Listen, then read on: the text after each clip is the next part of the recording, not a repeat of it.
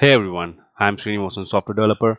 We are looking into SQLite Database tutorial. In this video, I'm going to explain what between keyword and how to use in the query, how and when we normally use in the SQLite queries.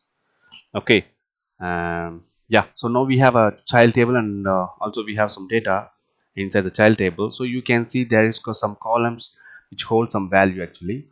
So in the result, so I want to get some um, particular data of the children's, like, so for that I'm going to give some conditions. I'm going to write some conditions like where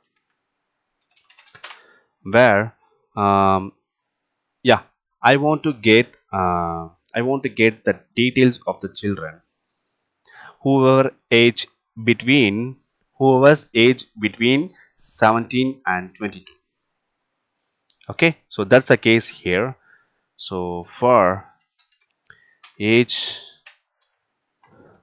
between 17 and 20, right? So we will get the children's data who are age start with 17 and end with 20, right?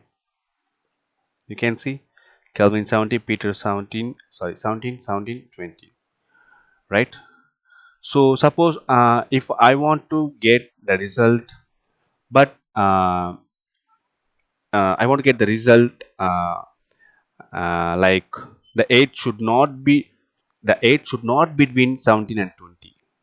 Okay, so it can be less than 17, so before 17, and it can be more than 20, but it should not between 17 and 20. So for that, what you will do, so I can simply use not between keyword.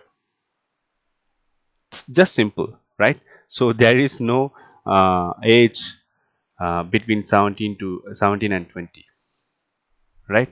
So this is how we can use between and not between in the SQLite query. So I hope you enjoyed the video. If you like the video, you please share and subscribe my channel, uh, and like, press the bell icon to get the notification for future videos. Thank you friends.